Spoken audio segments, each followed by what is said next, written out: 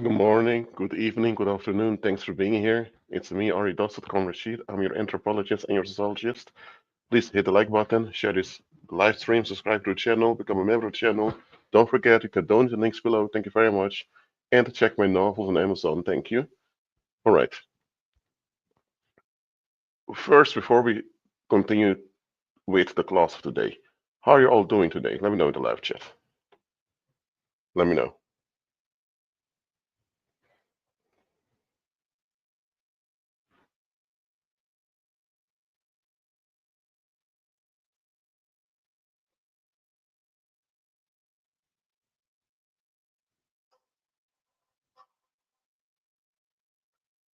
Oh. First, before we continue. Okay.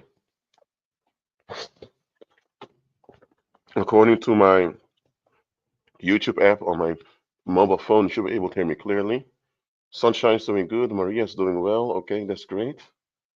Okay, today we're going to discuss the whole phenomena of cold cases. Now, I did live streams for cold cases before. There's nothing new on the channel. Some of you may have seen them in the past. But just a question for those who have been following my channel for a while. How many of you know what a cold case really is? Write it down for me in just one or two sentences. What is a cold case? For those who've been following me for a while now, this channel, write down in two sentences what a cold case is in the live chat, please. Thank you very much. What is a cold case? Write down in the live chat. I'll wait for your answers.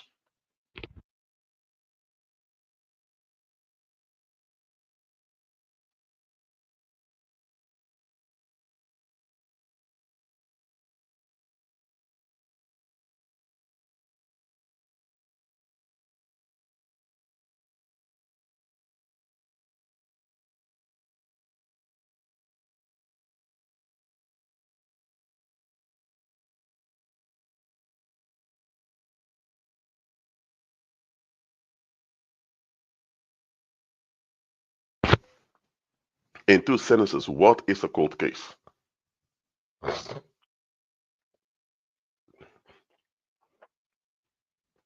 Mia says an unsolved situation. Okay, what does the rest say? What is a cold case?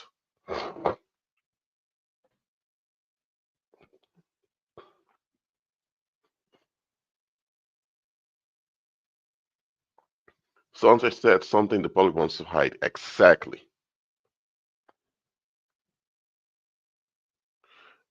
Dive said investigation has been delayed due to lack of evidence. Aaron, I want Aaron to answer. Aaron, quick question. Type in the live chat. What is a cold case? You've been following my channel for a while, Aaron. What is a cold case? After Aaron's answer, we'll continue with the class. Amen. This is not a classroom where we are physically in person. We are digitally, but still I want to interact with you all in the word here. So, Aaron, what is a cold case? Yes. A case goes unsolved. Well, many of your answers are still a bit superficial. So that means that if you've followed my channel for a while, you haven't paid close attention to when I discuss cold cases. But okay, I'm going to discuss one more time. Just like Sunshine said there, a cold case is something the public wants to hide. There is some scandal out there that the public doesn't want to be discovered. So they want to hide it. There is some type of course, this is what you don't understand here. Fallen mankind, as I explained before, they just want to escape. But if everyone keeps escaping all the time, everything is dysfunctional, nothing gets done. So eventually, people are forced to work on things. And people are going to feel pain and discomfort and forced to do something, especially if they invest in escaping. So this unrest, this pain that they feel, they want to take it out somewhere. So then people begin to look for an outlet. But here's the thing: to just randomly go out there and attack people to feel to release yourself, nobody is going to accept that. So society does it in an organized, ritual way. And it's this Trauma bonding. By participating in this collective victimization, that is what brings social cohesion to society. Communities can build social cohesion by doing activities together or having shared history and all that. But society, there's a big difference between society and community. Too often people use terms interchangeably. Society is a fear construct that world links participate in to escape. Society only binds people together through trauma bonding. And where the trauma comes from participating in this ritual victimization. So now society does not want their cowardice to be exposed. Let's say now someone goes missing and later the body is found and it's ruled an accident. If it's ruled an accident, people say, oh, people can just bury it and go on. But if someone's body was found and the body was so severely abused, everyone knows the individual was murdered. Now, if they catch a killer very soon and it's some weirdo that nobody likes, guess what? Even better. But what if the individual that was murdered was someone with a clean record, someone who was not a troublemaker? People don't have going to ask all the questions. Well, how could this happen? And what if the people that are behind the murder are people who have an important role in their society? That's going to become more difficult. What I'm saying is that if the public wants something to be resolved, it will be resolved very quickly. There is no devil worshipper or wizard that can long term go against the public's pressure like that. Cold cases are scandals that the public wants to hide. That's all it comes down to. Maybe the individual that went missing who was found dead was a sex worker, and most of our clients may have been wealthy married men of the local community. If it comes out that the wealthy married men of the community, all had the same um, sex worker they were sleeping with, wow, that's going to bring down the whole social trust of the community. And when the social trust goes down, mental illness goes up. When mental illness goes up, social unrest, domestic violence may go up.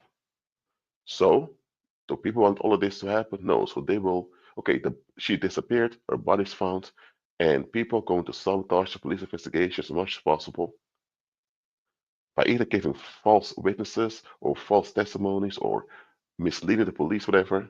They'll make sure to sabotage any effort for this to come on because once it comes out, all of them will lose.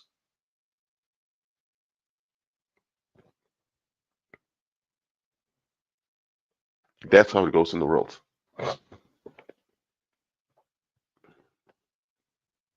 Or let's say now that some, let's say now that someone went missing and they were found dead, but the individual was this individual was a victim of child sexual abuse. And what if the perpetrator who abused him or her as a child was someone that was beloved by the community? That means the whole community was in on allowing this to happen. So by this individual going missing and dying, they avoid having to face themselves. Look, I said this before in multiple live streams. For those who missed it, replay those live streams soon. Cold case are scandals the public want to keep hidden because those scandals reveal how culpable they as the people are.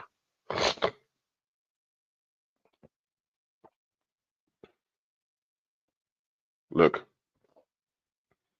have you often noticed that the police will ask the public for help to solve cases?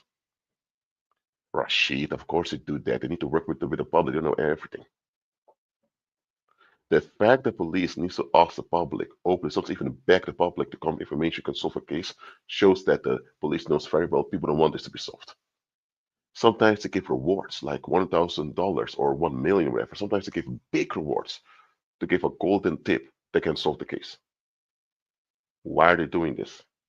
Because they know the public doesn't want to comply. and they cannot make the public comply. So they're just putting pressure in hopes someone will comply. So when it comes to cold cases,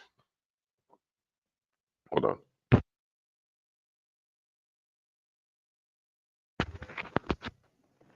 When it comes to cold cases,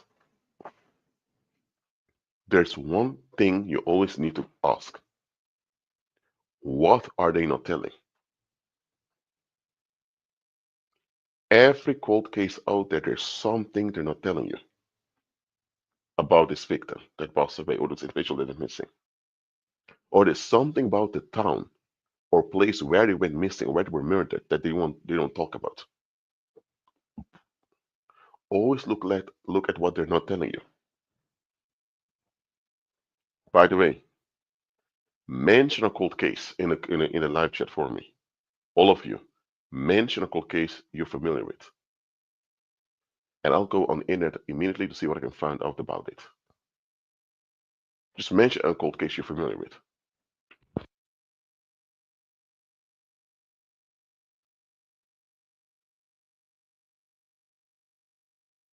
Okay, Aaron had Melanie McCann. Okay. Okay, so let's start with Melanie McCann. All of you write down the cold case. I'm not sure if I can go to all of them, but I just want to show it uh, in practice. Hold on, let me share my screen. I'm familiar with the Melanie McCann case. When the case began, I was in my teenage years still at the time. It was a very big case indeed. Okay, let me go to.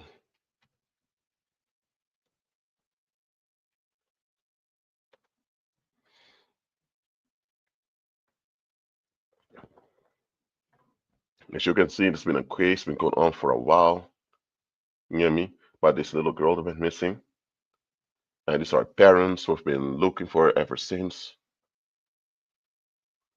And okay, they keep telling you that the girl disappeared when the parents and their friends were eating dinner, and one each, I believe each 15 or 20 minutes, someone would go and check on the children. And some guy broke in, took away Madeline McCann, while her two younger siblings were also there. If you're about to kidnap a child, wouldn't you kidnap the easiest child? If there are two small children laying there asleep, and Madeline McCann is there, a bit older, you risk getting caught by carrying the child that's a bit older? You don't take one of the tiny children? So that alone was a bit weird. And here's another thing. Which parent in his or her right mind lets their children alone just go eat a dinner somewhere at the hotel? At least hire someone to come and watch your children. Hire nannies or whatever. I mean, these were people with high paying jobs. So they had cash. So, and here's another thing, the mainstream media was very quick to deal with the case. So it happened in 3rd of May 2007. It's a long time ago, I know. Almost 20 years. It's going to be almost 20 years ago in 2 years' time from now. 2.5 years' time from now. But just understand the following. In this case, of the Madeleine McCann case, they keep focusing on, oh, look at this little girl, innocent. She was kidnapped by a creep. We hope she's still alive. We hope, or if she's dead, we hope to find her body. Look at her parents, so worried about her. It's so hyper emotional on this little girl going missing. I don't have time to wait right now, but when you look deeper into this case, you will notice a lot of inconsistencies. And people barely talked about inconsistencies years ago. Now, recently, since a few years, let me say 4 or 5 years, I mean, people talk a lot about inconsistencies in this case.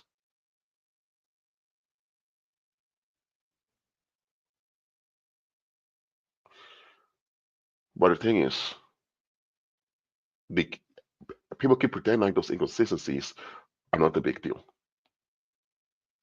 They are a big deal. First of all, we don't even have proof this girl was kidnapped.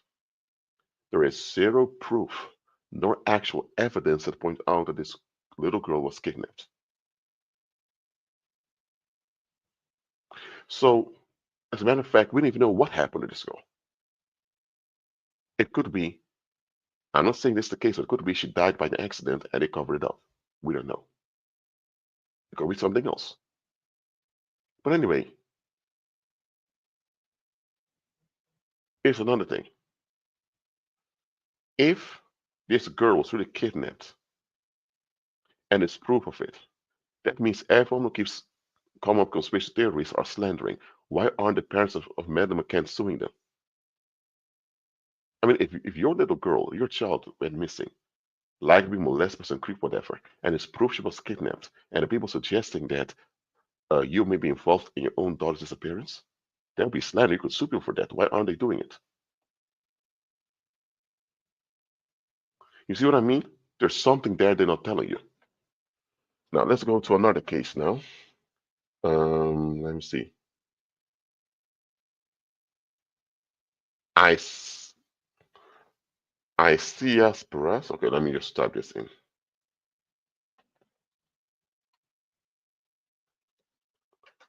And I've heard of C as best before, but let me just check. I see as best. Let's see.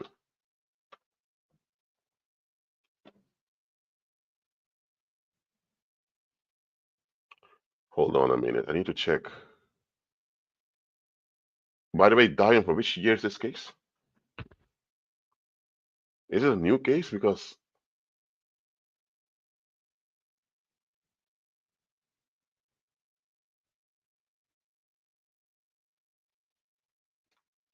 now I see something from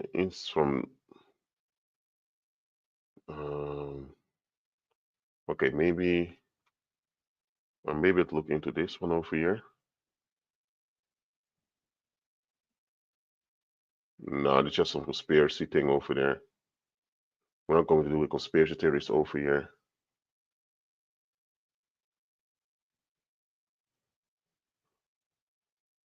Hold on a minute. Why is there so? Where are the headlines about this guy going missing? You see what I mean? I never heard about Isaiah's Bass case, but guess what? Someone goes missing, some fashion designer associated with Balenciaga, about them stealing his design or whatever. Where are the newspapers?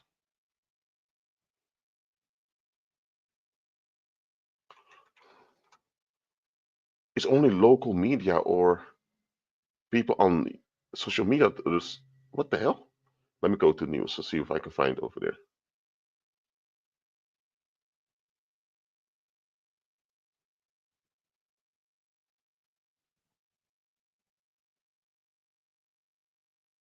What? They barely search results? The European Union, based on European law, some of the data is not visible for privacy reasons. What?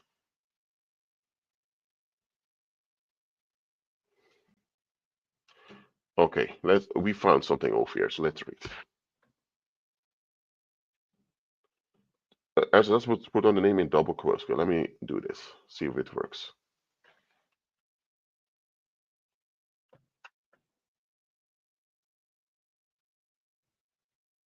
No, still same thing. Maybe now it works better.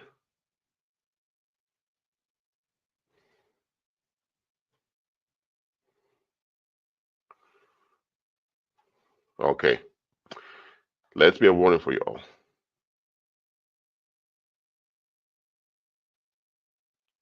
If someone goes missing and people talk about it on social media, but the actual media itself is kind of not talking about it, that's bad news. Okay, let's read this. Isaiah Bass was a talented and innovative fashion designer from Houston, Texas. He had a large following on social media platforms like TikTok and Instagram, where he showcased his original and creative designs. He was also known for collaborating with some of the big names in the fashion industry, demonstrating his versatility and adaptability. However, by the way, you guys can hear me, right? Let me know in the live chat if you can hear me. I want to be sure you can hear me. Can you all hear me well?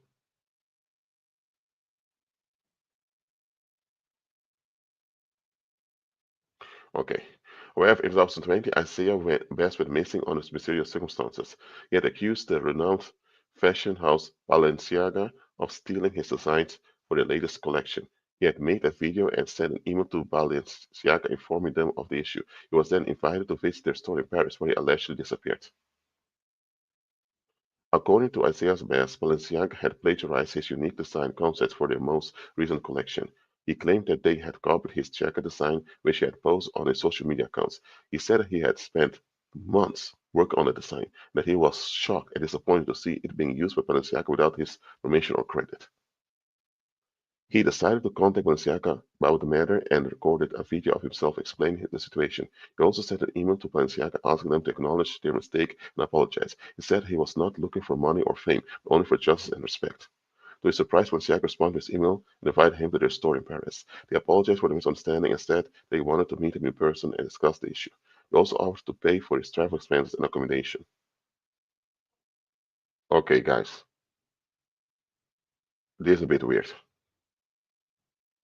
So, someone steals your idea. You tell them you're not out for money, no fame, you just want justice, and they want to meet you in person. Why don't you just apologize and say, you know what, whoever stole your idea, but then next day we're going to go after them, don't worry about it. Why don't they meet you in person? What's there to discuss? And why would they offer to pay for your travel expense and your accommodation? As Abel accepted the invitation and flew to Paris in October 2020, he was excited and hopeful that he would be able to resolve the matter peacefully and professionally. He posted a picture of himself at the airport on his Instagram account, saying he was on his way to meet Balenciaga. It was the last time anyone heard of him. Okay. First, and this is something I have to address very quickly over here.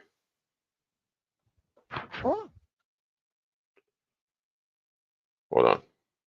Hope you all can see me. I think this works the best. Stop being so damn naive. Now, I will not excuse my language. Profanity does not exist. It's my channel. That's how I express myself. Do not be so damn naive. If you worked hard on something and you proved you worked hard on it by showing it worldwide, and someone else just robs it without mentioning you, that means they want you out of the way altogether. The fact you came out about it, that they robbed you, makes them look bad. Why would the individual that robbed you go so far, be so generous to pay for you to meet them in person? Now, I would say get your lawyer. Let your lawyer talk to them. Okay, this guy thought in his mind, okay, I'm not here to bring down Balenciaga. I'm not here to cause any harm. I'm not here to play the victim. I just want honor, justice. I just want to resolve things. But here's the thing: just because you are like that, want to resolve things peaceful, doesn't mean someone else is. And I see too often that people of quality die before the time, or they get into very bad situations because they assume the other party also wants what's best. The other party also wants solutions. That's not always the case. Always check what you're dealing with, please. Let me see if I can find some Instagram for this guy or whatever.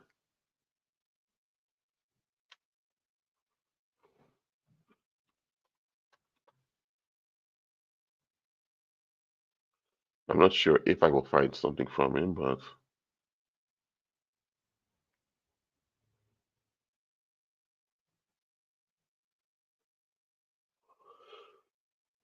anyways, thanks, Dion, for mentioning this case.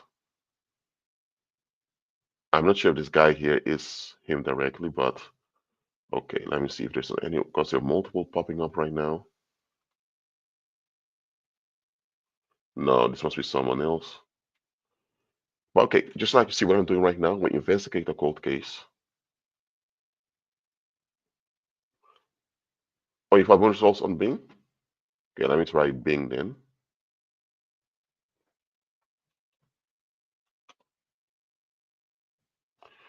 The name was Isaiah Bass.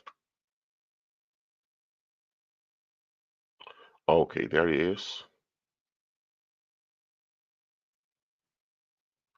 Oh yeah, that is his Instagram indeed.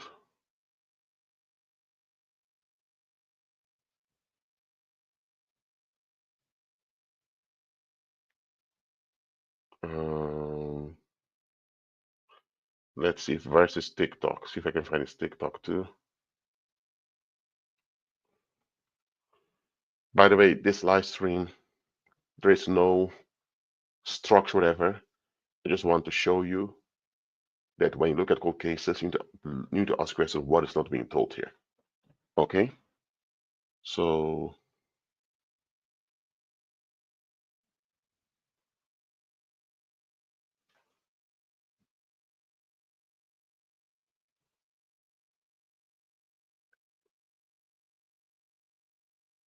as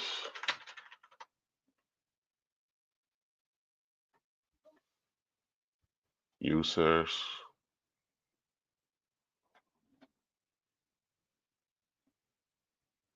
no, I can't find his TikTok right now, but anyway, what I'm telling you all, no, this is not him too. So it's another, no, who this individual's Instagram is. Some claim Isaiah West was found, but anyway, guys, just be watchful out there, okay? Okay, what else did I see here? Um, Natalie Holloway. Okay, that was a very famous one. Hamilton on Aruba, Dutch territory.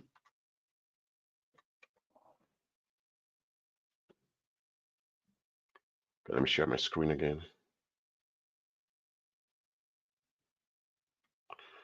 Okay. Okay, you see some results in Dutch because I'm in the Netherlands. But this was okay. Let me go to images. It was Natalie Holloway, American teenager, went to Aruba with some friends for a holiday, met this Dutchman, Joran van der Sloot, and she was missing ever since. And Joran van der Sloot became the suspect in the case. Joran van der Sloot now is serving a prison sentence in, I believe it's in Peru. Oh wait, I think he's been extradited to the United States, but I'm not sure. But anyway, this was a big case back then, a very big case. What always disturbed me is that the people condemned the guy without any proof. The guy himself was acting a bit foolish, wanted to make a name for himself, getting attention, all of that.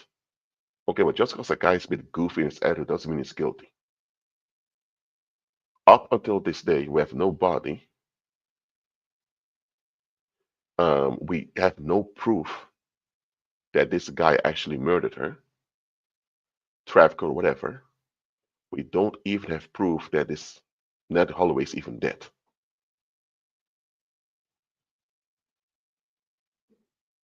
But also in this case, the mainstream media is very quick to get involved. The quick involvement already was a bit weird. Okay, looking at this case like this, just at superficial level, what questions come up to you right now?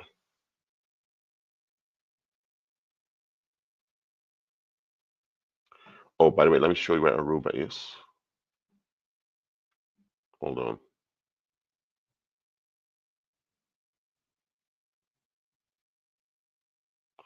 Okay.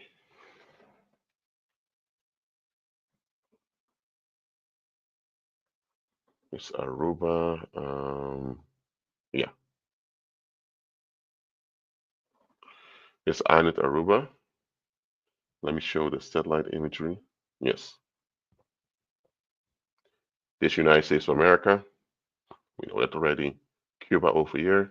Central America with Guatemala, over here Honduras, and here you have Venezuela, and here you have Aruba, Curacao, Bonaire, all part of the Dutch kingdom. I was born on Curacao, somewhere over here. I was born in Buena Vista, this Aruba, and around somewhere in the north of Aruba, this woman went missing.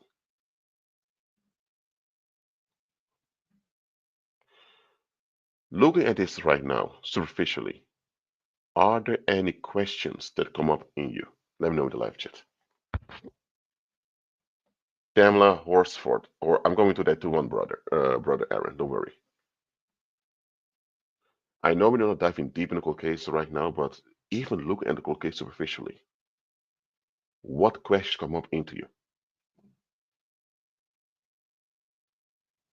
Because one thing we often neglect about ourselves, and that is giving heed to our intuition. A lot of these police detectives or that are research these cases, they pay close attention to intuition. And often that's the main thing that separates them from us. A lot of people follow conspiracy theories. A lot of people follow popular ideas. A lot of people don't check their intuition. Is there any question that pops up in your mind immediately, superficial looking at this case? Let me know in the live chat.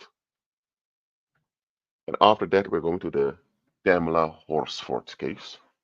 Never heard of that one before, so I'm curious what we're about to find.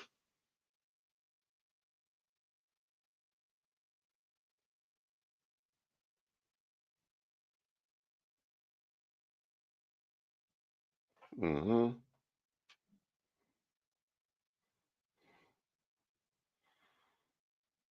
I have some questions that are um,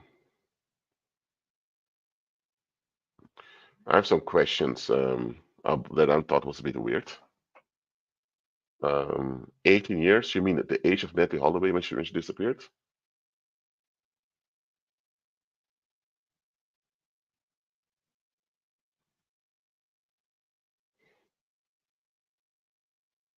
Is a Dutch one. Oh no, no, it's not really the far north. Was here that she went missing. My bad. Around here. Let's go to English. She was 18 at the time. Absolutely. Missed for almost 20 years now. She's been declared dead legally, but they still haven't found her. And okay, let's read this. Hold on.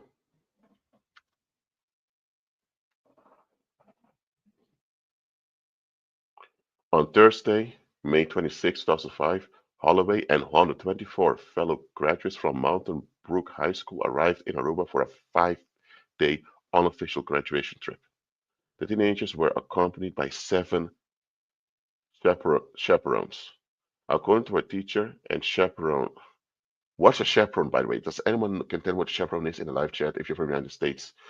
I'm not that familiar with the American high school system, by the way. Is that like a mentor or whatever? Bob Plummer, the chaperones met with the student each day to make sure everything was fine. Jody Berryman, who organized the trip, stated that chaperones were not supposed to keep up with their every move. Aruban Police Commissioner Gerald Dompik, who headed the investigation from mid-2005 until 2006, stated that the Mountain Brook students engaged in wild partying, a lot of drinking, lots of room switching every night. We know the Holiday Inn told them they weren't welcome next year. What?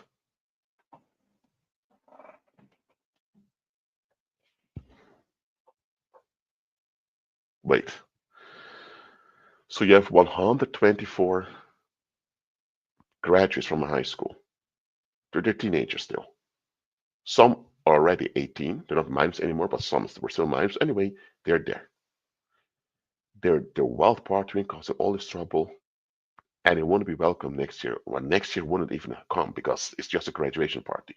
So they don't even end up. But that means they were going wild. If they were going wild, that means the local police were also aware that they were going wild, causing trouble. That means people had an eye on them. Okay? Now let's read further.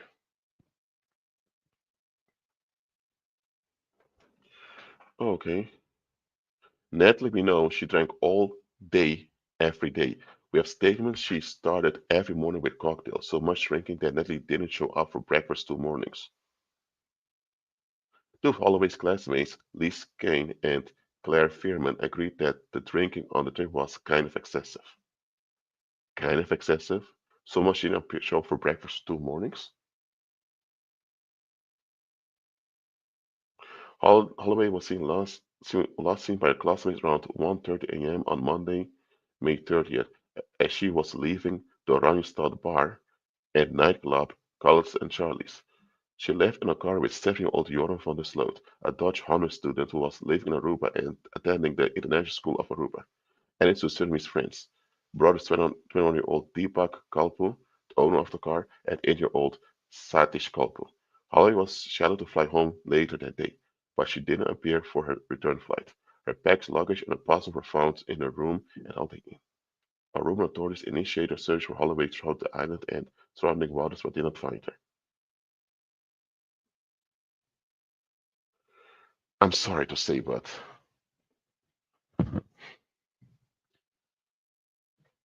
Dion even asked here, how was she the only one of us men missing when it was a group trip from high school?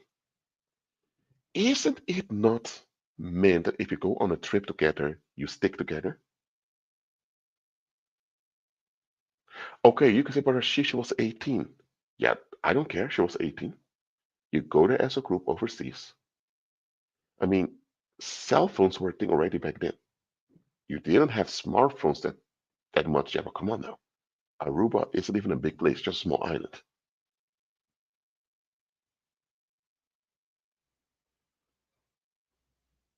There were no security cameras, nothing. I mean,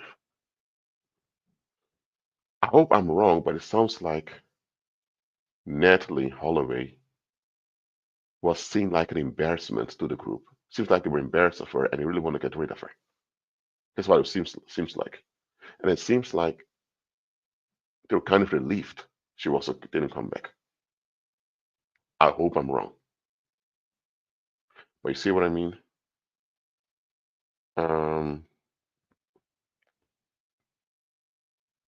you see what I mean over here? This thing doesn't add up at all. Oh wait, don't forget, um, Joran van der Sloot's father, when he still was alive, was in involved in the legal system also. But anyway, we're not going into Joran van der Sloot, all this other stuff now because I don't want to give this too much attention because there's a lot of things with this case that really don't add up. But just know, anytime you're dealing with a missing persons case or you're dealing with any cold case, not any missing persons case, I mean, anytime you're dealing with a cold case, a case has been neglected, you need to ask yourself, what are they not telling you? Okay, now it was another case mentioned, Tamla Horsford.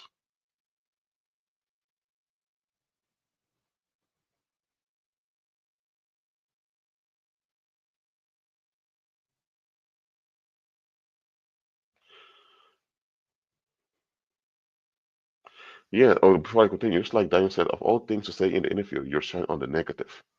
It's like, come on, one of your fellow Americans went missing. She likely may have been trafficked or killed or raped, drugged, whatever. And you mention how negative she behaved. Why were they even mentioning their negative behavior?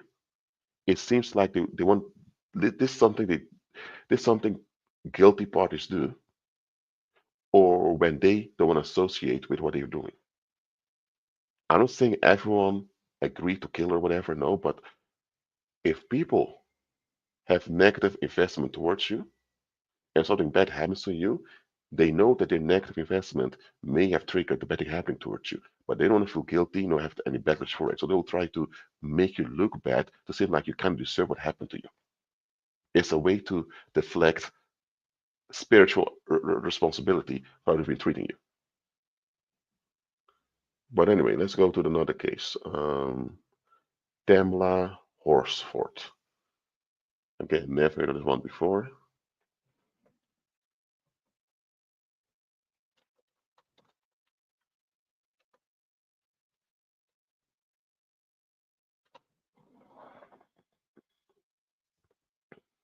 Ah, okay, Tamla Horsford. Let's leave a Wikipedia page about it. Let me see. Images. Okay.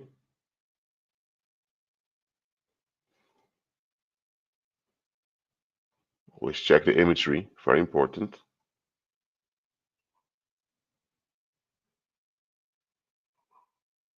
Hold on.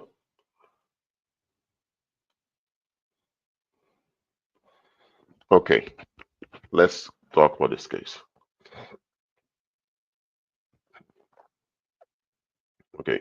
On November the 4th, 2018, Tamla Horsford was discovered dead in the backyard of the Cumming, Georgia home where she had been attending a slumber party with other football moms the night before.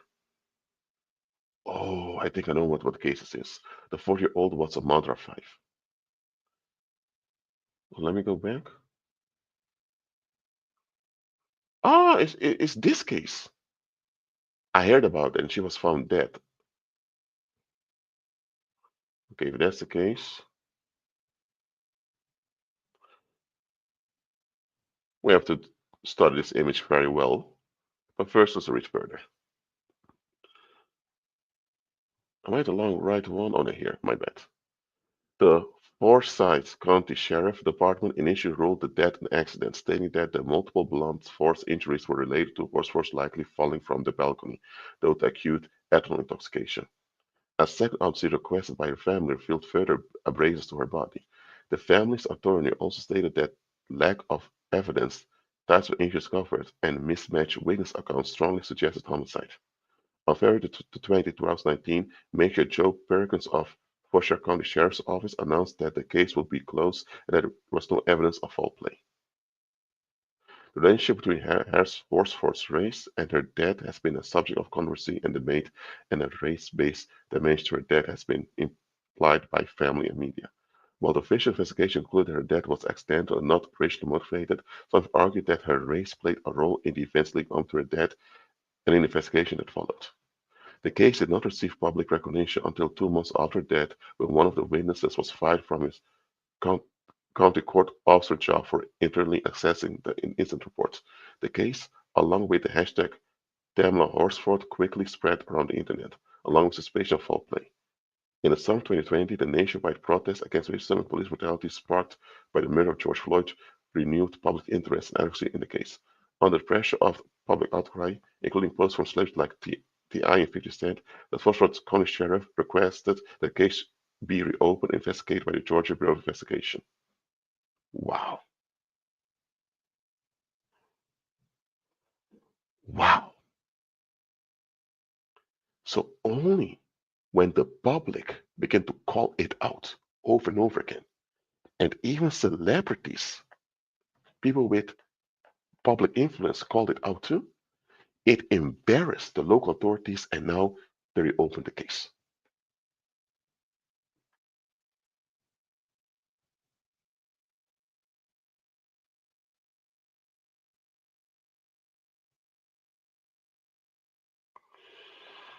So wow, that happened 6 years ago. But this shows you celebrities have impact. What are doing with the impact? Now let's read about the death, and then we're going to watch the picture. Horsford arrived at the slumber party at 10 p.m. on November 3rd, 2018. 10 p.m. 10 in numerology is an X, also a 6, often used for Apollo, the beast. I'm just calling it out. Maybe something, maybe it's not. November 3rd. Okay, November is the 11th month. 11th month, third day, 33. I'm just trying to see if there's anything that's this may be a ritual, but let's continue. Athenians drank, watched football, and played cards against humanity.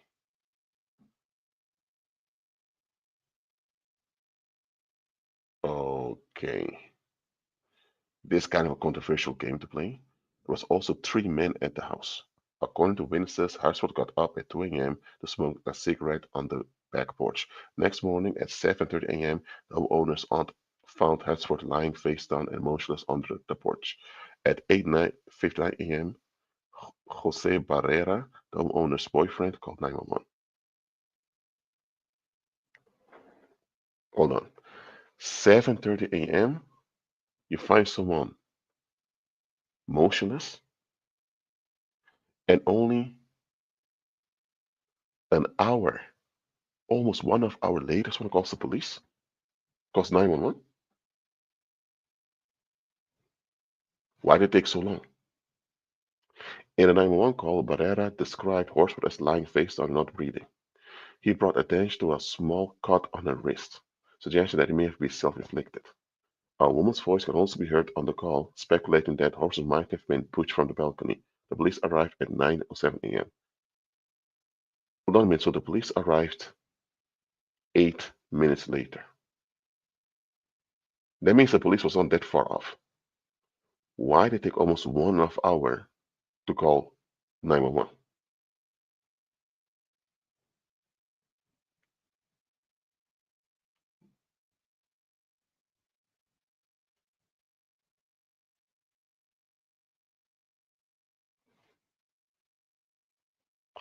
They, they do not want to. They did not want to press criminal charge, whatever. But okay. I want you all to look at this picture. Well, this is the victim that was found dead. It was a slumber party. These were all mothers, apparently football moms. Everyone just look at this picture for 2 minutes. Be focused spiritually. Focus. Do have a spiritual focus on this picture for 2 minutes, and then tell me in the live chat what you pick up from this image. I'll be right back.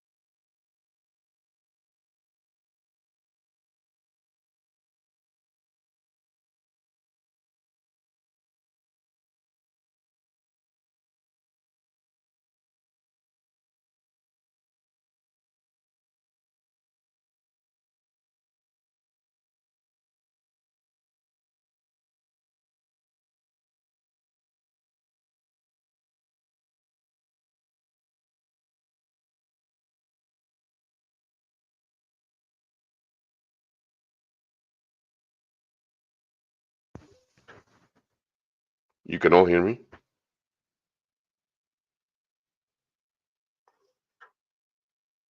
You can all hear me? Obvious. Okay, that's good. You can all hear me now. Okay.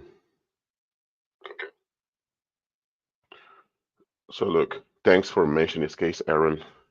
I forgot about this case myself. Also, I also forgot the name of the victim. But thanks for bringing it up because it's good for this live stream for what I'm teaching here. Okay, let's go. Aaron, one thing Aaron says, she does not seem to be warmly embraced by anyone, which is true. These people are embraced, those embraced. It's like everyone is a bit separated from her. The lady on computer is stone-faced, indeed. Why is she looking so shocked? Because a picture's taken. I mean, if we're at a slumber party, of course pictures are taken. You know that. So why are you looking so shocked? Why is she the only one in pajamas? Hold on a minute. He's one with the pajamas on. What about the rest? Why are they dressed like they're about to leave and she's about to slip over there? Aaron says, not sure this is significant, but there is no sign of the three men mentioned in the wiki. Where are the three men? Why is there only a picture taken of the women, but the three men not? But hold on a minute, a slumber party. Women in the 40s doing things like this, I'm not condemning it. I mean, but it's more something teenagers would do, or people in the early 20s. But hey, I'm not saying that it's bad to have sleepovers as adults. There's nothing wrong with that, but I don't know. The context is a bit weird. I understand if all of you go to a resort on a vacation, that would be different, but okay. And why three men? Who are those three men? I mean, I'm not sure, but if you're all mothers, means you all had partners. Maybe you divorce your partner or you're not with your partner anymore, but they all had men in their life. Are the men they're with sexually okay that they go to a slumber party with three men they don't know? I mean, it's a bit controversial. Hold on.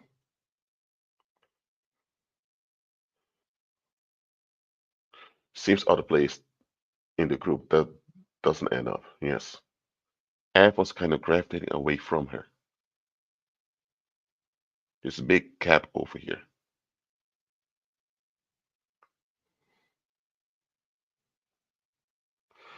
Look,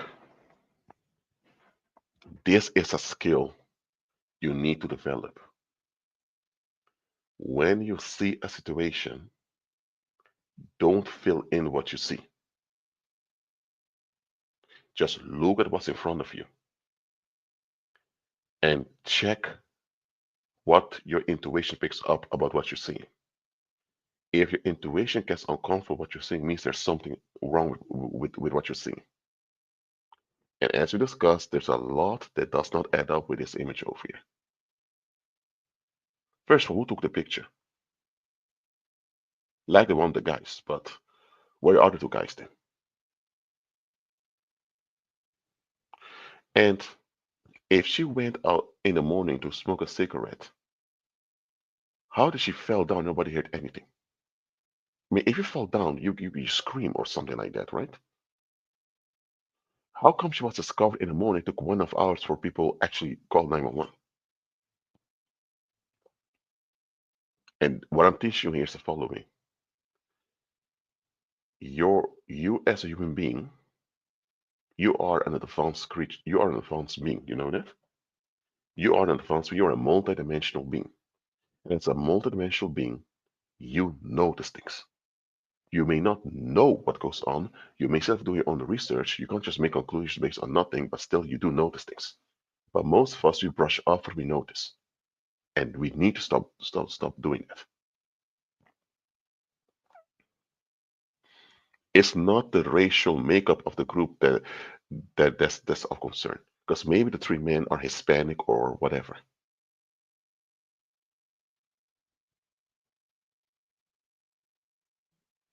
I mean, how much is feet in meters again? 15 feet. Let me see. It's like 5 meters. Now, 5 meters is a lot indeed.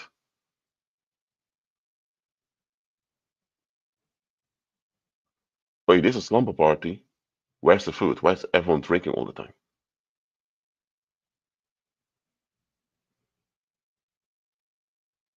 No. But anyway, let's move away. What I'm saying here is that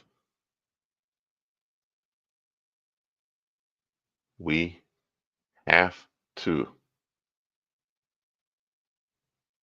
pay close attention to what we pick up around us.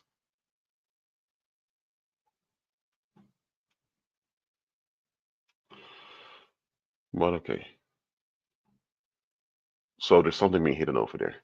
Was there any other case I've missed?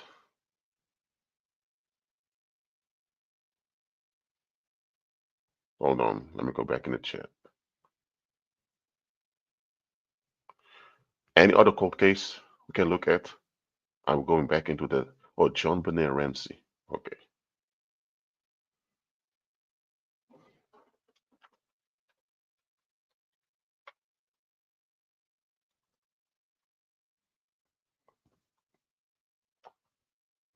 All right, so what's this little girl over here?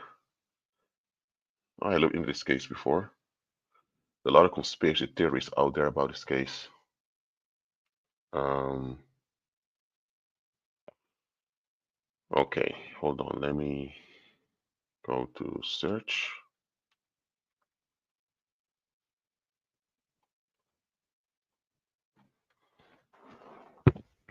Okay.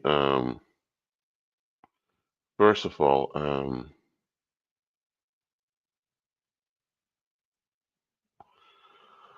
are there any red flags that you pick up about this case immediately, just looking at the images of the case?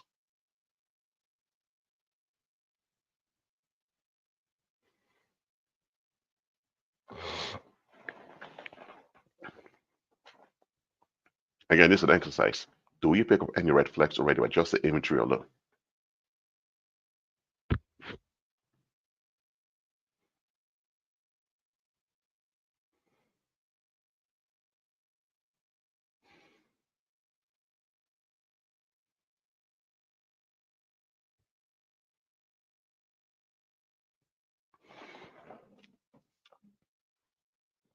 Aaron says she's a young girl but dressed like a Barbie doll, lots of makeup. Exactly. It's one thing when girls in the late teens approaching adulthood dress up with a lot of makeup and all of that. But for a little girl, I mean, how old was she here? For a little girl to be dressed up, what are they enticing? What the hell? So they should make you uncomfortable immediately. If this does not make you uncomfortable, I'm not even sure if I even want to talk to you. But anyway, um, let's read the case. How old? She was 6 years old when she died. Let's read. John Benet, Patricia Ramsey. August 6, 1990, December 26, 1996. Was the American child beauty queen. What?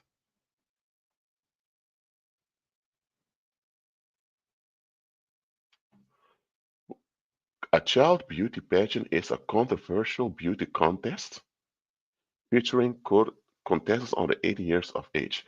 Competition categories may include talent, interview, sportswear, casual, swimwear, western wear, team wear, outfit of choice, decade wear, and evening wear. Depending on the type of pageant system, glitz or natural, contestants may be found wearing anything from makeup to fake teeth, known as flippers, as well as elaborate hairstyles and custom designed fitted outfits to present their routines on stage.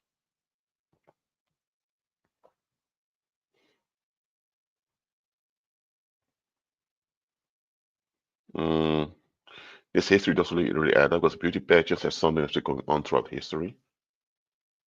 But They had child beauty patch, child beauty queens, all that. What the hell? No, a beauty contest in itself doesn't have to be, there's nothing wrong with a beauty contest in itself. It's just a cultural thing you want to do. However, beauty contests historically have been political tools to select scapegoats for the community. I've explained it before. This over here, grown women having beauty contests, I'm fine with that. Okay? Women showing their feminine, mature beauty. With mature, I mean they're not children anymore. They're sexually able as adults. This is fine.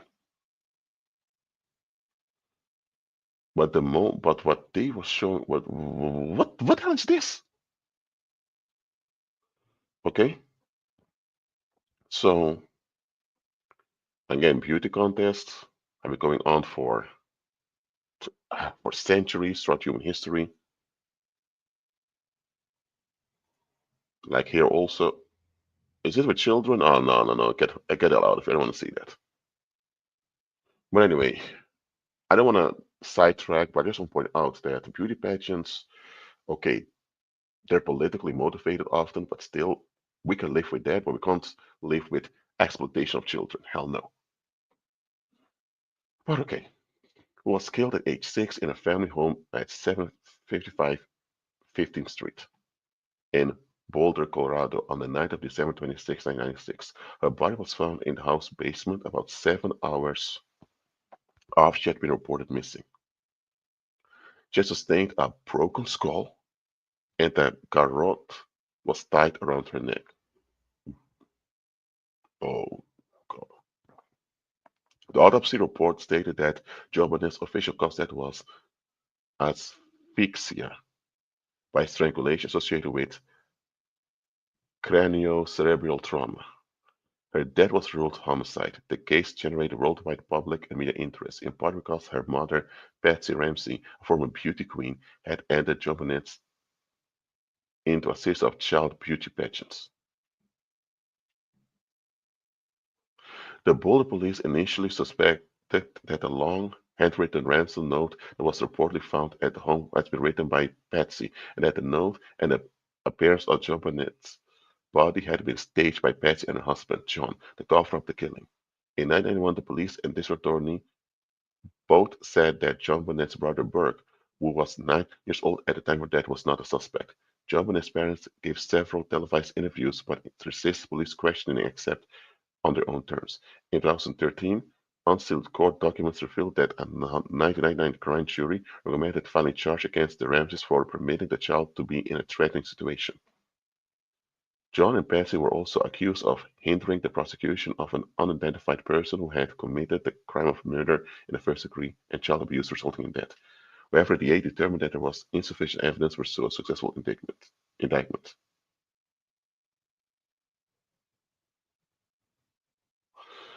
Okay. Okay, let's see if anything important. Let me read this still, see if anything important. In 2022, the DA's successor took over the investigation from the police and primarily pursued the theory that an intruder had committed the killing.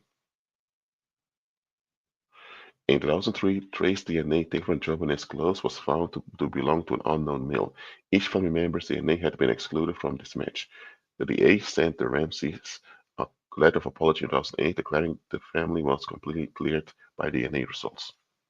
Others, including former Buller Police Chief Mark Wagner, disagreed with exonerating the Ramseys, theorizing that DNA as a small piece of evidence that was not proven to have any connection to the crime. In 2009, the Buller Police took the case back from the DA and reopened the investigation. National and international media coverage of the case focused on Jobanet's briefly beauty pageant career. She was just a child. It was her parents' wealth and the unusual evidence found in the case. Media reports questioned how the police had handled the investigation. Ramsey family members and friends have filed defamation suits against several media organizations. The crime is still considered a cold case and remains an open investigation by the Boulder Police Department. That's the grave over here of the little girl.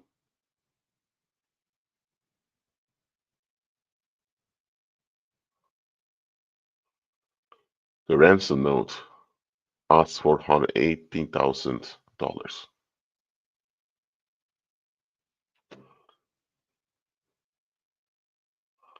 So, okay, before we continue, what questions come up to you about this case? Apart that the girl's being exploited by her parents in these child beauty pageants, whatever. I mean, apart from that, are there any questions come up in this case? Let me know.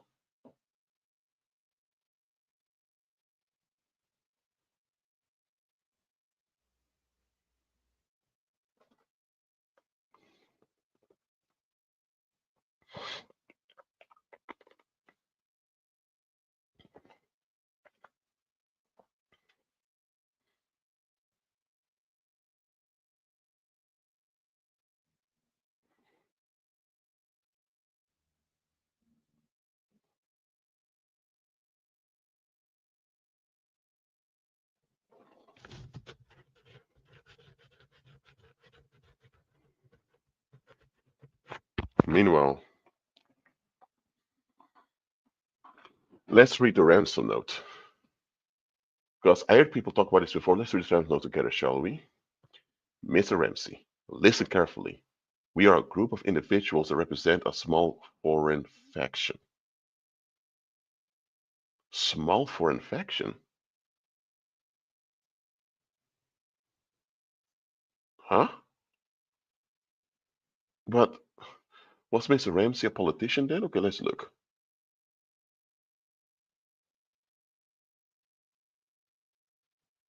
He belonged to the Republican Party, correct? American businessman, author. He was not a politician, but he's part of the Republican Party. Okay. He was involved in the corporate world. Was called Entrepreneur of the Year.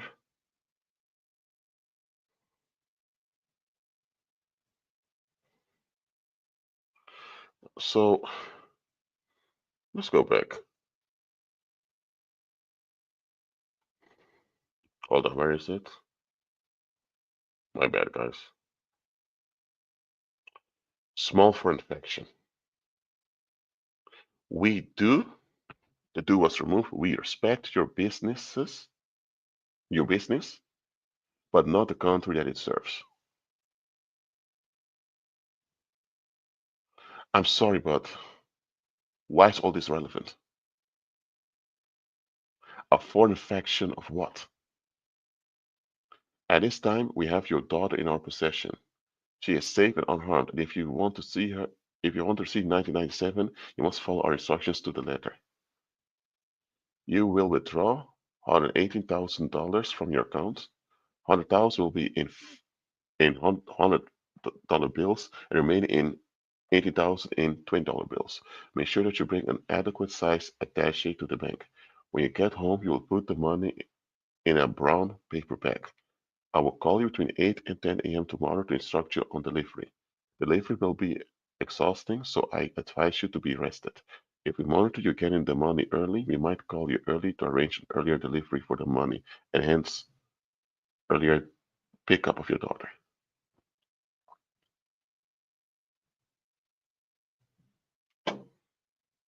Okay, why so detailed? If you guys want cash, you want cash, right? Any deviation of my instructions will result in immediate execution of your daughter. You'll also be denied her remains for proper burial. The two gentlemen watching over your daughter do not particularly like you, so I advise you not to provoke them. Speaking to anyone about situations such as police, FBI, etc. will result in your daughter being beheaded. If we catch you talking to a stray dog, she dies. If you alert bank authorities, she dies. If the money is in any way marked or tampered with, she dies. You'll be scanned for electronic devices. If any are found, she dies. You can try to deceive us, but we want that we are familiar with law enforcement, countermeasures, and tactics.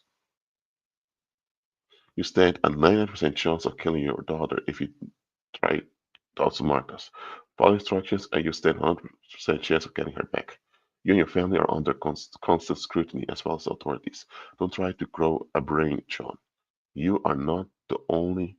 fat cat around, so don't think that killing will be difficult. Don't underestimate us, John. You said good southern common sense of yours. It's up to you now, John. Victory. SBTC.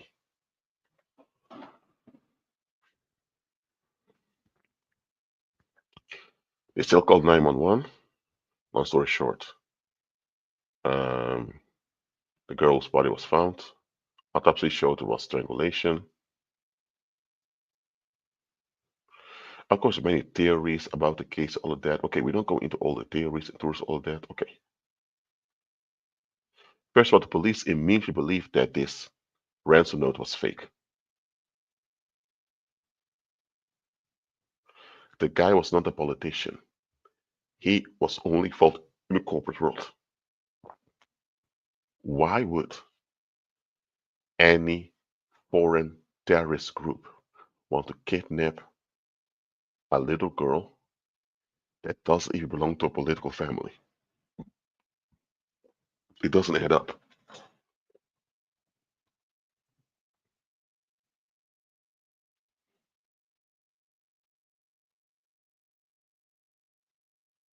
I mean,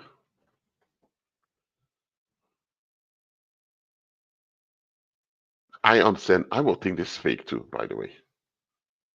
It doesn't even sound convincing. So, okay, we don't know exactly what happened. We don't. Okay. On the internet, people are making many conspiracy videos about this case. But for all of you who are watching this right now, use your common sense and just be practical and look what's probable. What is the most likely scenario that happened to this little girl? Let me know in the live chat.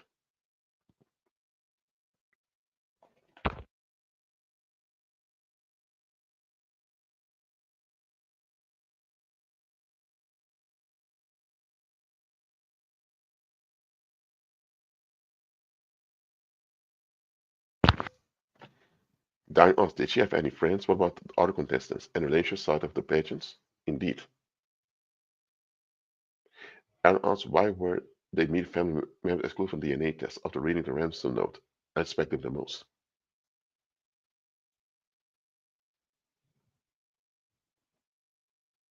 Yeah, Aaron says, murder by father, then ransom notes written as a cover-up now. We don't actually know what happened, so all this alleged, but truth being told, know about the paranormal and knowing how people that worship evil spirits often dive into things like pedophilia and all of that, it wouldn't surprise me if some of the people close to her used her as a blood sacrifice. By the way, this image should not even exist. This should be just there should be a normal childhood picture, and there should be a picture of her as a grown woman by now. She should have never been killed. But anyway, um, any other cold case? Let me know in the live chat, please.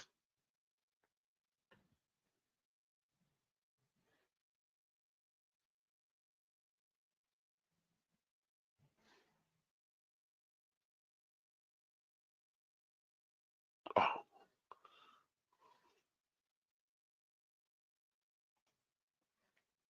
oh, this happened today in Germany. Some terrorist attack. They say someone ran with a car into a crowd, killing people. Yeah, people losing it over here. Let's remove this also.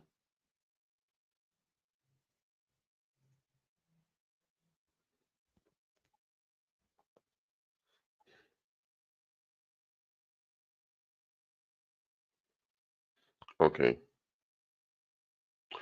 Oh, she was 6 years old indeed. Six is an X in Greek numerology. The X also a 10, referring to Helios, Apollo. And she had blonde hair too. White, quote unquote white girl. Apollo is this European Greek god, deity, sun god, also with blonde hair. Yeah, likely a sacrifice indeed.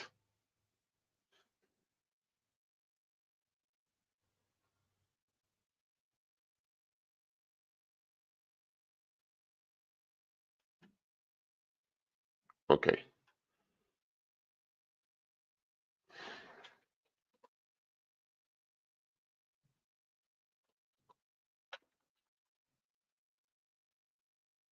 Some mentioned Tupac Shakur, so let's look at that.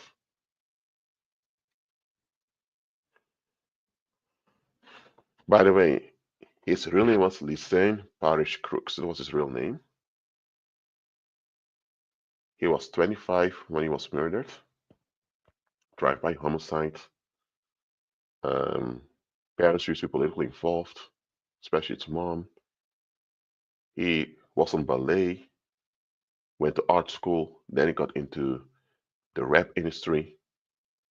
He lived a little bit of a ghetto lifestyle. He had a little shift after going to prison on a rape charge, which he appealed. Then he kind of became an activist, and then he was taken out.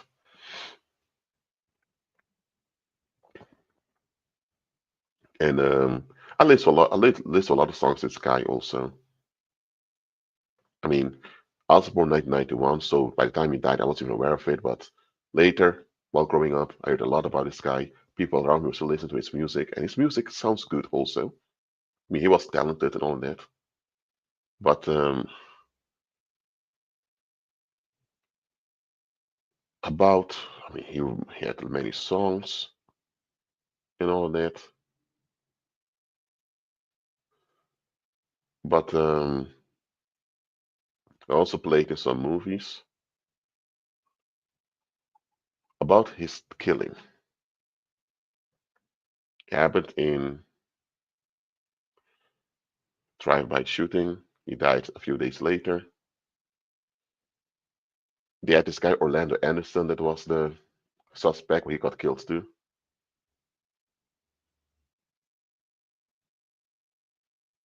And yeah,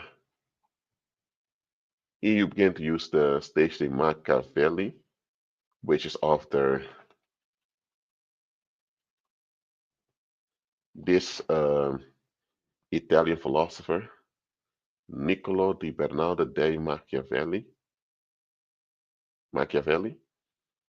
So he was inspired by this guy also, but this name specifically is it sounds similar to the name of that Italian philosopher, but it's actually this a demon. And it's something these some of these artists do. They they they get a demon to assign to them as a charm to assist them. Never do that. So this guy's life was shaped by politics. And he was calling out things from the system. But about his death, if they had suspects back then, why do anything about it? They they now they arrested someone, I believe, early this year that was related to the case. Or it was last year, my bad. This guy's been arrested. Dwayne Davis. When the last image is shot, this guy wanted to start his own record label at the time, but also be in debt still to the other guy next to him. And hold on.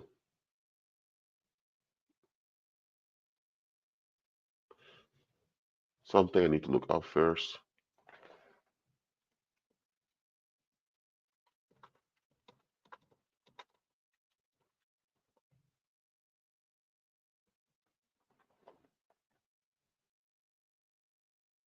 And here's another thing.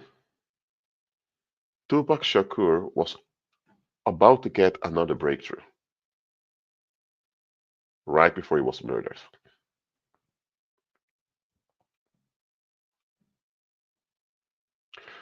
Tupac would have gotten a role in Star Wars, and that would have been a whole new breakthrough for him. That means he would also be known into the comic book world also. So he was about transition into a bigger cultural icon. He was known in the streets, known in the rap scene, and now he would go more into the comic world of arts, comic books, animation, all that.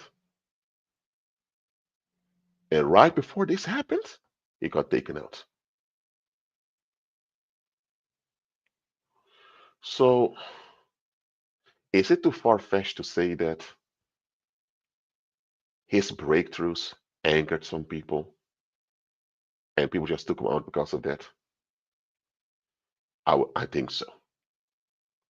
And this is something I want you to understand also. When you're dealing with a cold case, again, what is not being said? How many of you knew that Tupac was about to break through by having a role in Star Wars? And that this breakthrough would have made him even a more relevant African American figure in there and now. How many of you knew this before? Let me know in the live chat.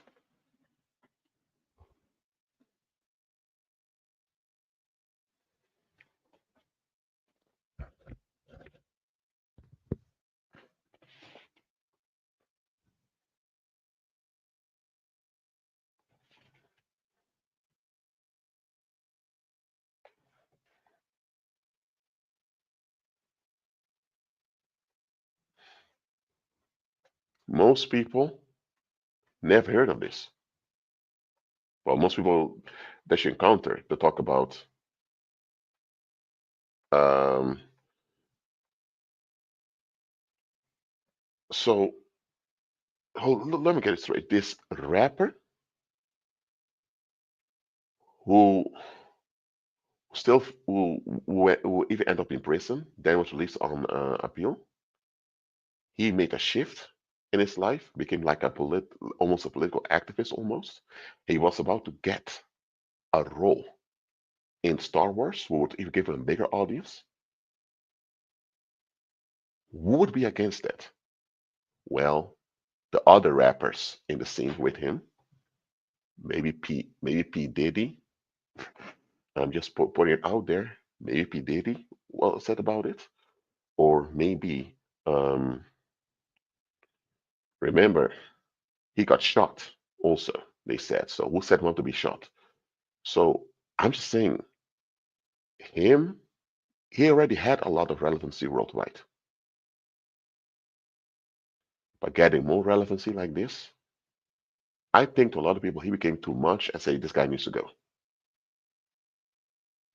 And don't forget the political background of the Black Panthers, which are also rooted in paganism, by the way.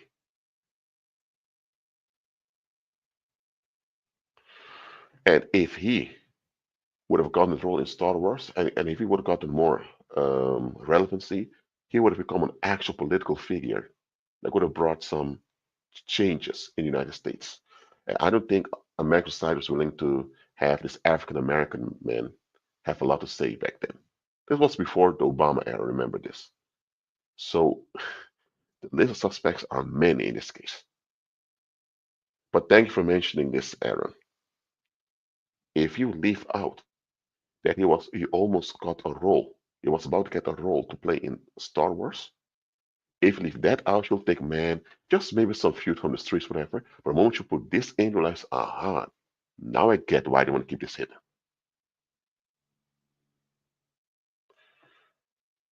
And about the Black Panthers, I have some doubts about them also, because there are a lot of things I noticed about the Black Panthers that don't really add up. But that may be another live stream. One thing that really kind of creeped me out about the Black Panthers was that, okay, you want civil rights for the African Americans, fine. Um, do you have a long-term plan to secure the well-being, especially financial well-being of the African Americans after they get civil rights? People say, Rashid, the Black Panthers were set up by some uh, FBI informant. Okay, that may be true, but how come this FBI informant even got the opportunity to do this? Some people say, Rashid, the Black Panthers were all agents, were also all a setup. I know about that. I don't know. I'm not saying that. But there was something wrong with the Black Panthers how they operated. Something was inconsistent about them. But there'll then be another live stream.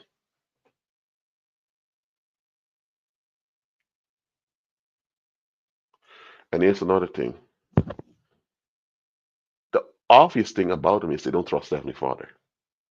If the Black Panthers would trust the Heavenly Father, they wouldn't even have needed to have militias because they would be able to get protection directly from the Heavenly Father and they would overcome by the power of Christ. But they're light on paganism, so yeah, we know where that's going to. I'm not saying everyone who was part of the Black Panthers was corrupt or questionable, but I'm saying the organization itself, there's something wrong about it.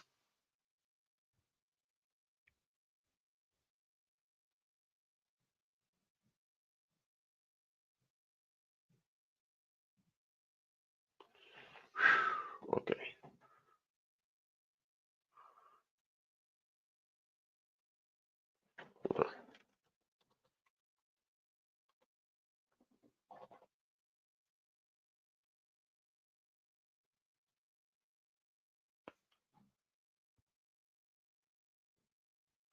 Okay. So let's go here.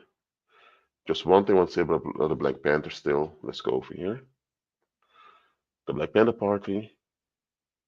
Originally, the Black Panther Party for Self-Defense was a Marxist and Black Power organization founded by college students Bobby Seale and Hugh P. Newton in October 1996 in Oakland, California. The party was active in the United States between 1966 and 1982, with chapters in many major American cities, including San Francisco, New York City, Chicago, Los Angeles, Seattle, and Philadelphia. They were also active in many prisons and had international chapters in the United Kingdom and Algeria. Algeria? Okay.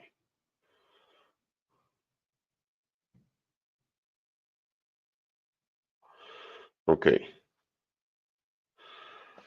Just one thing. Do you believe this was really started by two college students? Do you really believe this?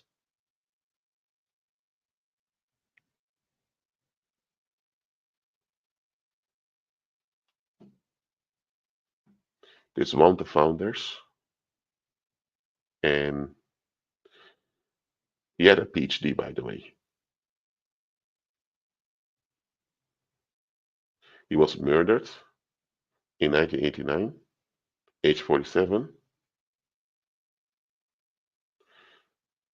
He married twice. He had 4 children.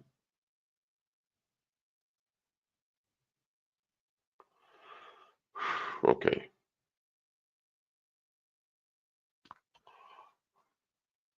The spear, the gun, this halo type chair behind him, the vision of the hair with the head forming a pyramid with the eye. Okay.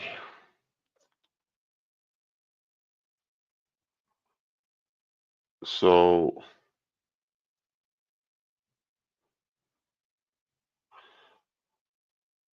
let's go to Black Power first.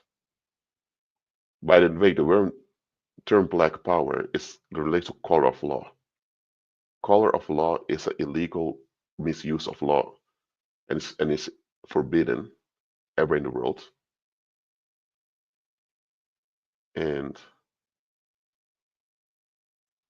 a lot of people think Black Power relates to everyone from African descent. No, that's not true.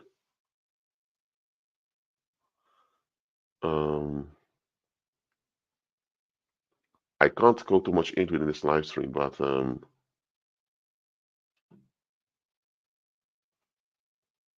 Black Power and Pan Africanism are often used interchangeably. Pan Africanism is saying everyone African necessity should be invested in the mother continent Africa. That's it. Uh, And you had Marcus Garvey, which was the one also came up with this flag over here. Marcus Garvey was a believer, by the way, but he was compromised and set up by his own confidence around him. So nothing wrong with this flag over here, but all these black movements. Hey, I'm from African descent myself, okay? But a lot of these, hey, this is Marcus Garvey, by the way, over here. But a lot of these black movements, I'm telling you, watch out with them. Because a lot of them are fronts for the worship of the ancient Egyptian gods or just straight up witchcraft and black magic, so beware of that.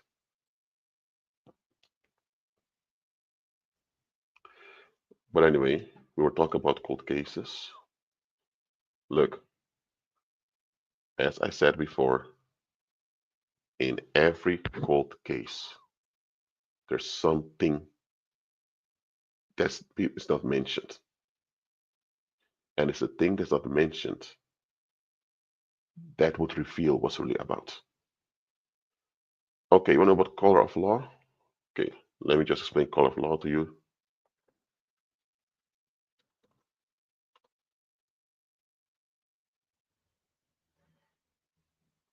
Uh,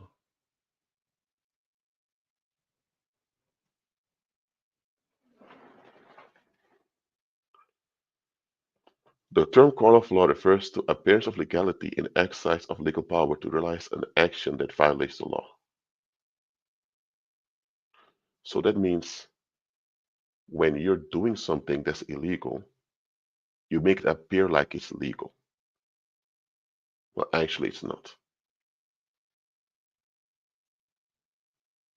Here, the term color of law was first used in English statutory law in the 13th century, originating from the fact that the soldiers and officials of the crown carried the flag and coat of arms of the sovereign to indicate they were acting under legitimate authority of the sovereign.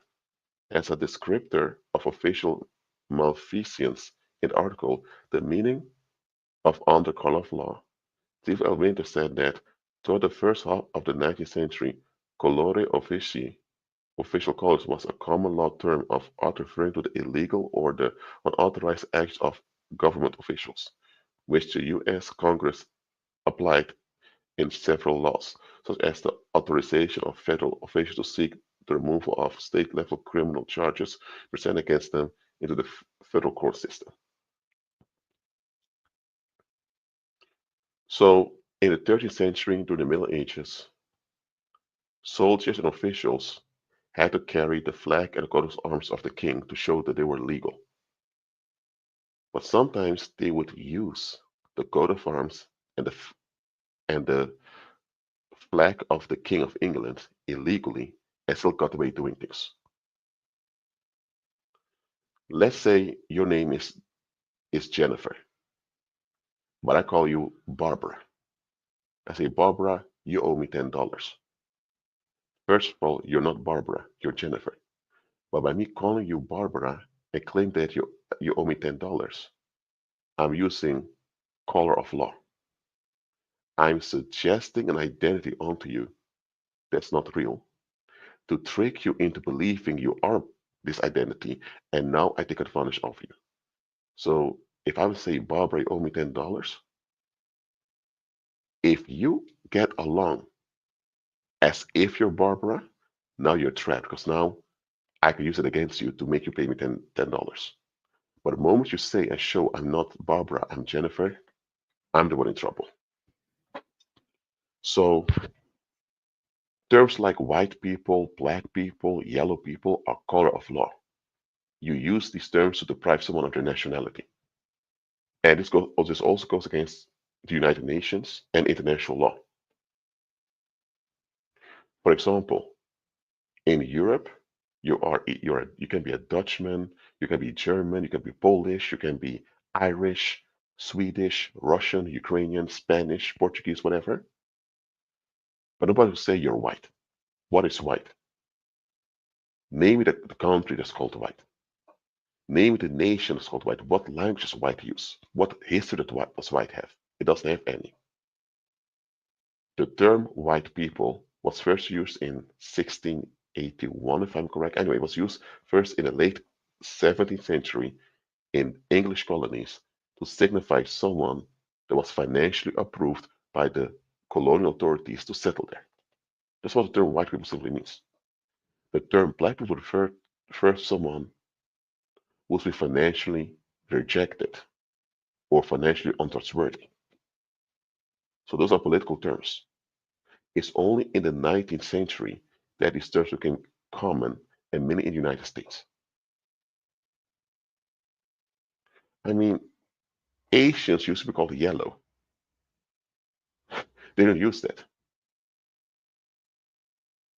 Can you go to an embassy of the country called yellow? No, because there's no such country. But you can go to a Chinese embassy or a Korean embassy or Japanese embassy. If, if Japan belongs to the Japanese, Korea to the Koreans, Germany to the Germans, um, let's say Morocco to Moroccans, where does black belong? You see what I mean? Where's it white? Where does white belong? You see what I mean? Color of law means deprivation of nationality. It's actually illegal. Now, in common language, we use terms like white people, people of color, uh, white, whatever. But actually, politically and in law, these terms are quite problematic, just so you know. That's why I avoid these terms as much as possible.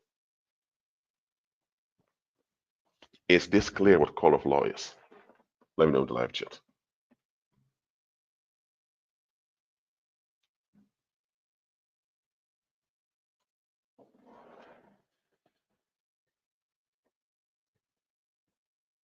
All right. But anyway, whatever cold case there is out there, remember the question. What is not being said? The thing that's not being said, that is what you need to look at. Anyway, are there any questions about this topic? Please let me know in the live chat.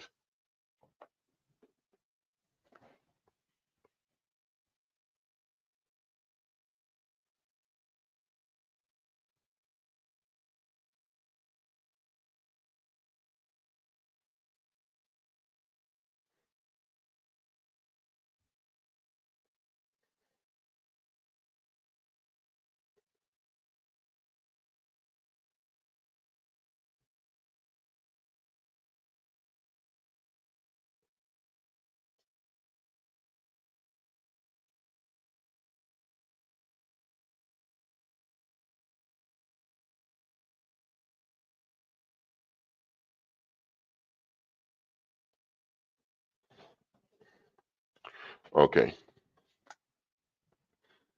Okay. Let me explain the difference between filling in and actually observing something. Okay. For example, when you read in the Bible that a serpent began to talk to Eve, today, for us, serpents or snakes can be dangerous because a lot of snakes are venomous or poisonous. There's a difference between venomous and poisonous, but still they're dangerous. So a lot of people today, if they see a snake, they would run away. But back then, in the Garden of Eden, the situation was different. You could touch a snake and nothing would happen to you. So how we deal with snakes today is not how Adam and Eve dealt with snakes back then. So if you read this in the Bible, think, well, this story has to be fake because I would never talk to a snake. That's you filling in from your own experience. Okay? Another thing. If you see, let's say you're at work and someone walks in and they don't say hi, just keep walking on. And you think, huh? Why is he not saying hi to anyone? Maybe this individual didn't sleep well last night and he can barely function. That's why he didn't even say hi because he doesn't even function well. It could be this individual is late for a meeting, that's why he's rushed very quickly, so he didn't say hi to anyone. Or it could be he's just an asshole who doesn't give a damn with other people. You don't know. You just know he rushed into the office, not saying hi to anyone. That's observation. If you feel upset or reject because they didn't say hi to you, and based on how you feel, you assign a meaning to what he did as you filling it in. And too often we fill things in. It's something we often do automatically, so we need to watch out with that. Because filling in 9 or 10 times from an emotional point of view, based on how you feel. And because that, you don't look at the situation logically or clearly anymore. Now look, if someone over and over again, almost every day when they come to the office, they don't say hi to anyone, okay, now you're not filling in when you suggest maybe this individuals are antisocial level. Why? Because there is proof to back up what you're observing. Filling in is when you assign a meaning to something based on how you feel or based on your own expectations. Examining something is just calming down, reflect, and observe what you see and what you don't see, and then you do research on what's the most probable conclusion. There's a big difference between a probable conclusion and filling in. Now, sometimes a probable conclusion is obvious. It's not so obvious you guess it right. But not everything you guess right is actually right. What I mean is, if someone walks to the office and you pick up they're antisocial, okay, if they are antisocial and later is proof for it, you're right from the start. But don't just think that just because you pick up something, oh that's it. No, when you pick up something, research it. Also spiritually.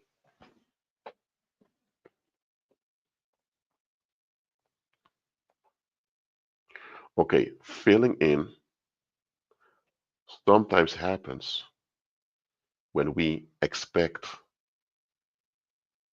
no, sometimes filling in happens when we assume mental wellness on someone else's behalf.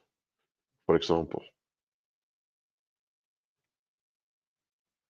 someone is married and they keep overworking at work.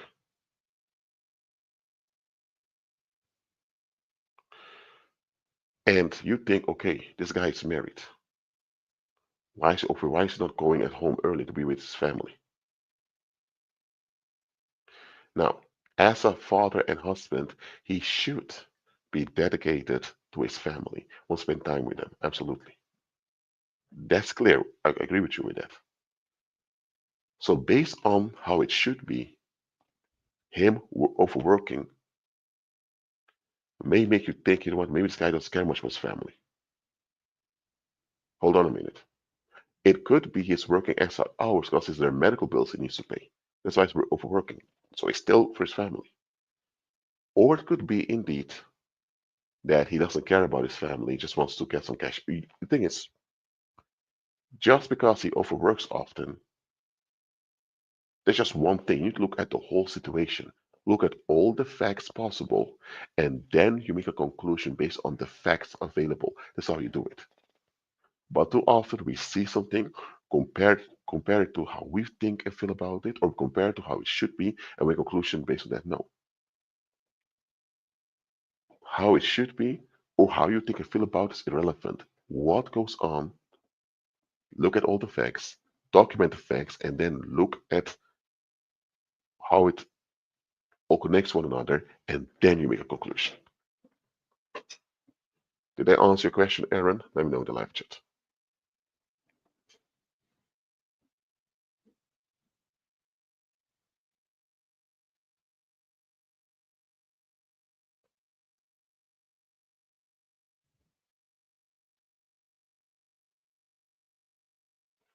Also, stop assuming everyone understands what you're saying, because we have a lot of illiterate people out there. A lot of people out there are illiterate. They have difficulty reading and writing, and a lot of them have emotional illiteracy. They don't know how to process and um, and perceive emotions properly. So watch out with that. Mhm.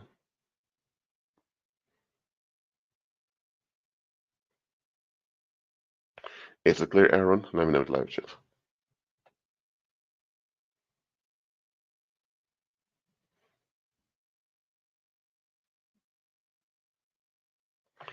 Okay, about cold cases. Okay. Okay. When we talk about the case of Medley McCann,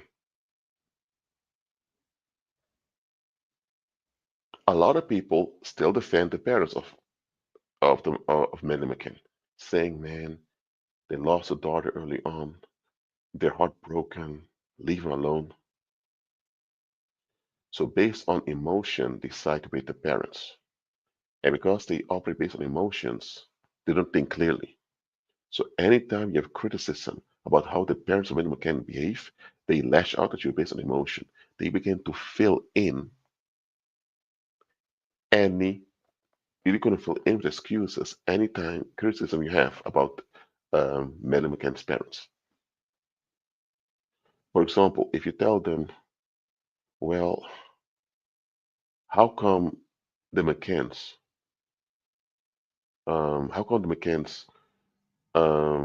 criticize some police investigation with some search dogs? Or how come they barely show any sign of of actual genuine sadness in their body language? Let's say you call out these objective things that really don't add up.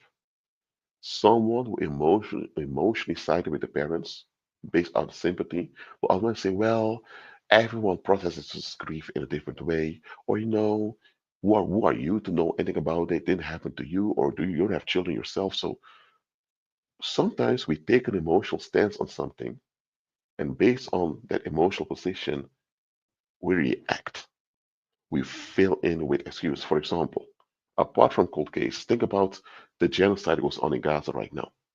A lot of people who are pro-Israel will always say, well, Israel just defends itself, very successfully. It's like, oh, no, no, no. Why are so many bombs financed by Western tax dollars being used to bomb women and children, blow children to pieces? And anytime you show them proof that the state of Israel is guilty of war crimes, out of emotion, they lash out, call you an anti-Semite, or they begin to fill in, yeah, we did Israel did drop a missile over there, but there were weapons of Hamas nearby, and that's why the explosion was bigger than expected. That's why it's feeling tight. Okay, even if Hamas had a weapon depot over there, it was still a lot of civilians around.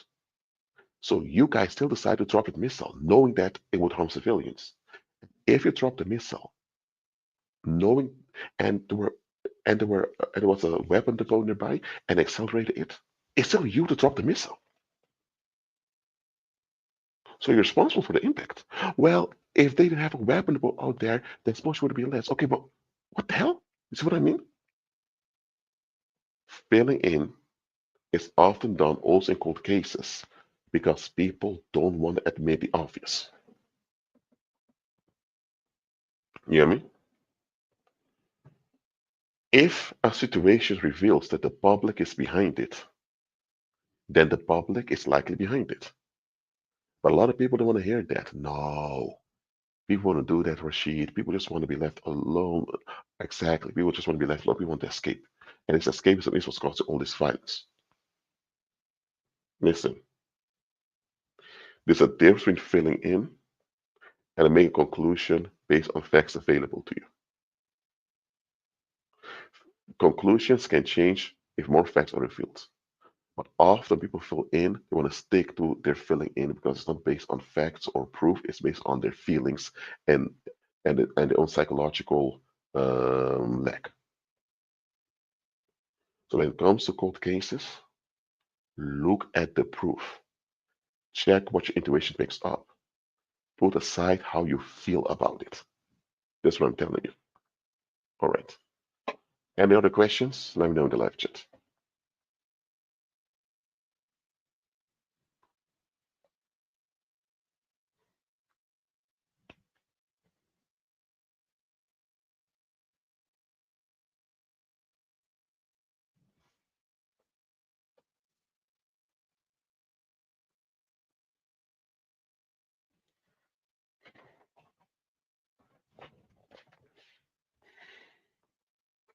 And by the way, when someone is emotionally stuck and they keep filling in with all types of nonsensical excuses, do not debate or argue such individual.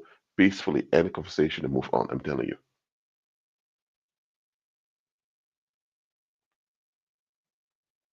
So again, don't just compare emotionally. Investigate and discern what goes on. Both men and women can do this. And please, when someone is stuck emotionally and they keep ventilating on the rest and the rage, please move away from this individual, even if they're a believer, especially they're a believer. All right? We don't have time for all of that. Well, I didn't get any other questions here. Thank you all for being here. Please put into practice everything I taught you here. Again, hit the like button, share this live stream, subscribe to the channel, become a member channel, check my novels on Amazon, and please donate the links below. Thank you very much. And I will see you next live stream.